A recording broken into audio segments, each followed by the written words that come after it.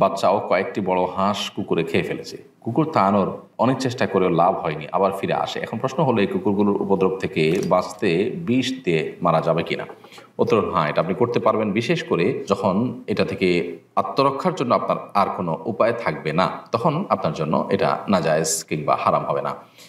যে কোনো পশু, যে কোনো প্রাণী যদি মানুষের উপদ্রবের কারণ হয়, মানুষের বিরক্তির কারণ হয়, কষ্টের কারণ হয়, সেটা থেকে আত্মরক্ষার জন্য বা মুক্তি লাভের জন্য সেটাকে নির্ধারণ করা মুসলমানদের জন্য জায়েজ। তবে সেক্ষেত্রে লক্ষ্য রাখতে হবে যে অমানবিক কোনো উপায় যেন অবলম্বন করা না হয়, নির্মম কোনো উপায় যেন তাকে হত্যা করা না হয়, সেদিকটা আমাদের খেয়াল রাখতে হবে। আর যদি হত্যা করা ছাড়া অন্য কোনো বিকল্প থাকে তাহলে সেটা অবলম্বন করতে হবে। আমাদের এক প্রতিবেশীর ছেলে আত্মহত্যা করেছে। ছেলেকে তার বাবা হিফজখানায় দিয়েছিলেন, আর হাফেজ হওয়ার মতো উপযোগী মেধা তার ছিল না। 8 বছরে 25 পারা পড়তে পেরেছে ছেলেটি। এই অবস্থায়ও পরিবার তাকে চাপে রাখতো, হিফজ না পড়তে চাইলে বাবা বেদম মার দিত। সেই ছেলে আগে একবার ফাঁস নেওয়ার চেষ্টা করেছে, তবু পরিবার নিবৃত্ত হয়। দ্বিতীয়বার সে বিষ খেয়ে আত্মহত্যা করে। এ বিষয়ে অভিভাবকদের কিছু বলবেন? ইন্না লিল্লাহি ওয়া ইন্না ইলাইহি রাজিউন। খুবই জঘন্য কথা। এ ধরনের ঘটনা যদি সত্যি ঘটে থাকে কোথাও, তাহলে এই অভিভাবকদের আল্লাহর কাছে তওবা নাসুহা করা দরকার। তাদের নিজেদের এই কাজের জন্য প্রায়শ্চিত্ত করা দরকার, জীবনের সবচেয়ে বড় এবং সবচেয়ে শক্তিশালী প্রায়শ্চিত্ত। কারণ হলো, প্রথমত একটি অপ্রাপ্তবয়স্ক নাবালেগ শিশু, তাকে কোনো কিছুর জন্য চাপ দেওয়া এভাবে, সেটাই শরীরের দৃষ্টিকোণ থেকে নাজায়েজ। খোদ নামাজের জন্য তো এইভাবে চাপ দেওয়ার অধিকার ইসলাম আমাদেরকে দেয়নি। সেখানে ফরজ নামাজ এটার চাইতে কোরআন কারীমের হাফেজ হওয়াটা তো বেশি গুরুত্বপূর্ণ নয়? তাহলে এর জন্য চাপ দেওয়াটা বেশিরভাগ ক্ষেত্রেই আমাদের নিজেদের খাহেশ পূরণ করার জায়গা থেকে, আমরা হাফেজের বাবা হতে চাই, হাফেজ হবে, আমরা গাল গল্প দিতে পারবো, এই সমস্ত জায়গা থেকে। তো এগুলো সন্দেহাতীতভাবে ভুল। অনেক বাবা মা আছেন পড়ালেখার জন্য সন্তানকে মাত্রাতিরিক্ত চাপাচাপি করেন, যেগুলো তাদেরকে আরও বেশি ক্ষতিগ্রস্ত করে, ডিপ্রেসড করে ফেলে। তো সেই অবস্থানে যাওয়া আমাদের জন্য জায়েজ নয়। অতএব এত বড় একটা দুর্ঘটনা যে ঘটেছে, এটার হত্যার দায় কিছুটা বাবা মার উপরে চলে আসে। কারণ তারা একবার যেহেতু বাচ্চা এরকম পথে যাচ্ছিল, এরপরও তারা যখন নিবৃত্ত হয়নি, তাহলে তার জন্য তাদেরকে অবশ্যই আল্লাহ তাআলার কাছে তওবা নাসুহা করতে হবে, এবং যথাযথ তওবা না করলে এটির ক্ষমা লাভ করার পথ খুবই কঠিন।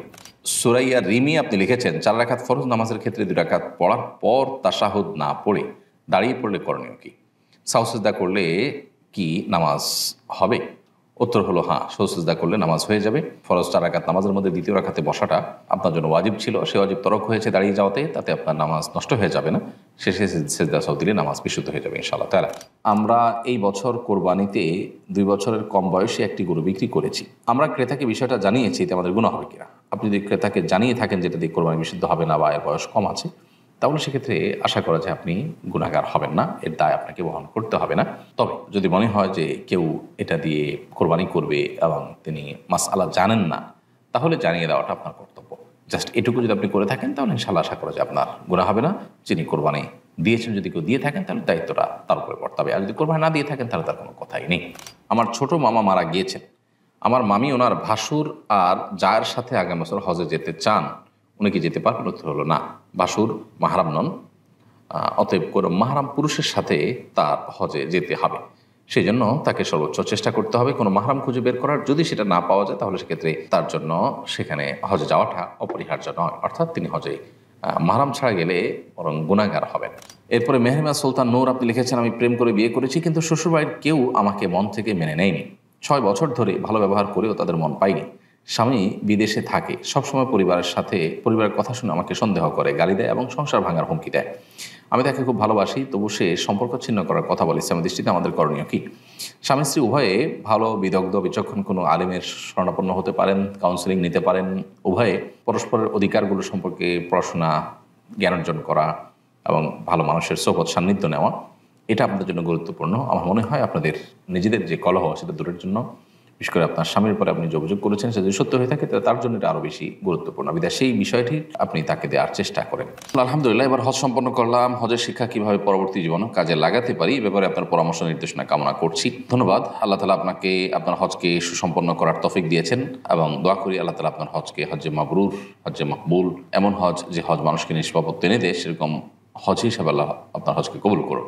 আর হজের শিক্ষাগুলোকে জীবনের পরবর্তী ধাপে বা পরবর্তী জীবনে ধরে রাখার জন্য আসলে অনেক স্ট্রাগল, অনেক পরিশ্রম, অনেক মেহনত আমাদেরকে করতে হবে। এর ভিতরে একটা পরিশ্রম হলো যে প্রতিনিয়ত হজের যে মাশায়েরগুলো, হজের যে জায়গাগুলো, সেই পবিত্র জায়গাগুলোর পবিত্র অনুভূতিগুলোকে আমরা বেশি থেকে বেশি স্মরণ করার চেষ্টা করব, রিমাইন্ড করার চেষ্টা করব এবং সেগুলোকে আমাদের উপলব্ধিতে জাগরুক রাখার চেষ্টা করব সবসময়।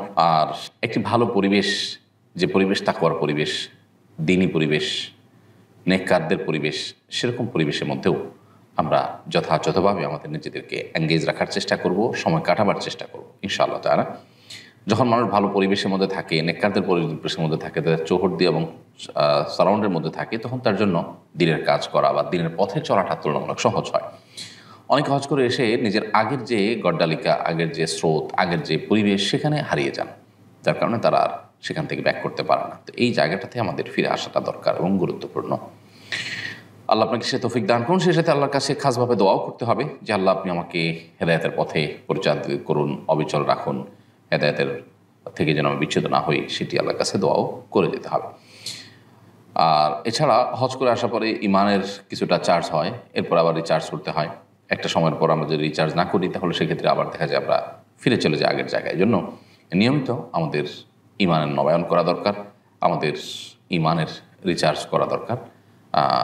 মাঝে মধ্যেই সেটা হজ উমরা করার মাধ্যমে হোক, কোনো দিনই পরিবেশে যাওয়ার মাধ্যমে হোক, কোনো দিনই পরিবেশের মধ্যে নির্দিষ্ট সময় নিজেকে রাখার মাধ্যমে হোক, বা যে কোনোভাবে আমরা এই রিচার্জের কাজটা নিয়মিত করে যেতে হবে।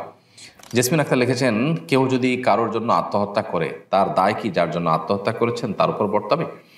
না, তার দায় তার উপরে বর্তাবে না, কারণ আল্লাহ তাআলা বলেছেন ও আল্লাহ তাজিরু ওয়াজরাতুন উজরা উখরা, কারোর পাপের বোঝা অন্য কেউ বহন করবে না। এবং কোরআন সুন্নাহর কোথাও এরকম কোনো কথা বলা হয়নি যে একজনের পাপের বোঝা আরেকজন বহন করবে। সেজন্য যে আত্মহত্যা করেছে তার দায় তার নিজের উপরেই বর্তাবে, অন্য কারোর উপরে সেটি বর্তাবে না। তবে কেউ যদি তাকে প্ররোচিত করে থাকে, কারোর কারণে যদি তিনি এই ভুল পথে এসে থাকেন, তাহলে যতটুকু দায় আছে, যতটুকু তার ভূমিকা আছে এক্ষেত্রে, সেটার জন্য তিনি অবশ্যই আল্লাহ তাআলার কাছে জবাবদিহিতার মুখোমুখি হবেন।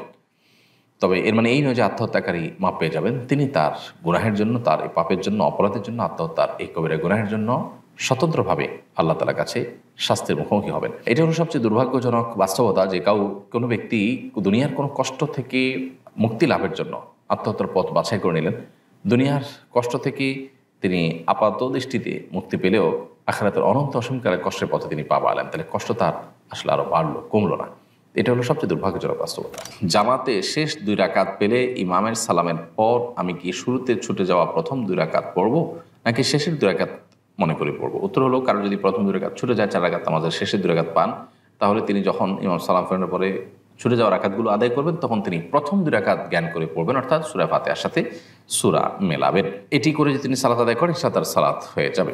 এমনি এনামুল হক আপনি লিখেছেন, ছোটবেলায় শুনতাম হজ করার পর নাকি স্বামী স্ত্রী এক বিছানায় থাকতে পারে না। বিষয়টা সম্পর্কে জানতে চাই। সম্পূর্ণ ভুল এবং নেহায়েতি ভিত্তিহীন কথা।